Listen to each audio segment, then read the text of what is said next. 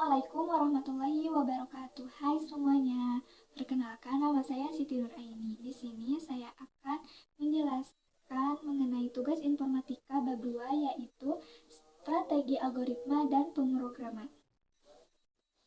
Baik, yang pertama ada pengertian algoritma. Algoritma adalah serangkaian instruksi atau langkah-langkah logis yang terstruktur untuk menyelesaikan suatu masalah atau mencapai tujuan tertentu.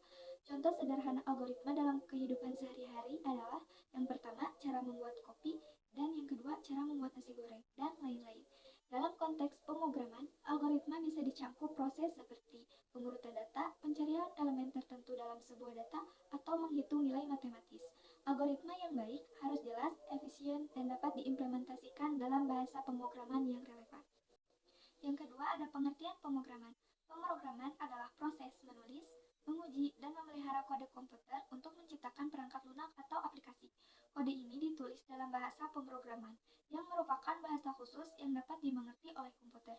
Pemrograman melibatkan penerjemahan masalah dunia nyata atau kebutuhan tertentu menjadi instruksi yang dapat dijalankan oleh komputer untuk melakukan tugas-tugas yang diinginkan. Dalam pemrograman, seorang programmer menentukan logika, urutan instruksi, dan cara komputer berinteraksi dengan data untuk menghasilkan output yang sesuai. Proses ini melibatkan berbagai konsep seperti algoritma, data, dan kontrol aliran, serta penggunaan berbagai alat dan lingkungan pengembangan.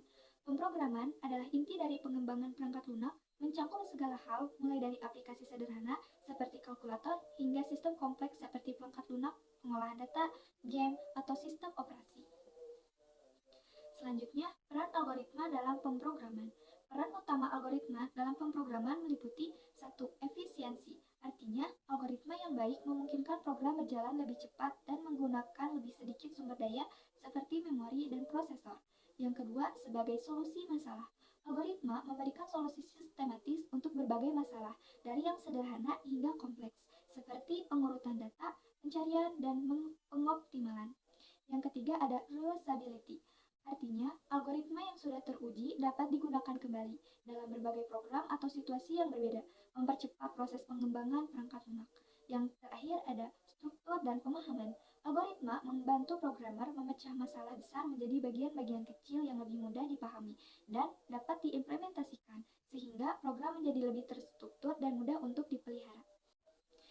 Dalam pemrograman juga terdapat langkah-langkah, di antaranya yang pertama menganalisis permasalahan atau analyzing. Tahap ini menghasilkan pernyataan masalah atau problem statement yang menjelaskan masukan atau input, keluaran atau output, serta batasan-batasan atau constraint dari program yang akan dibuat.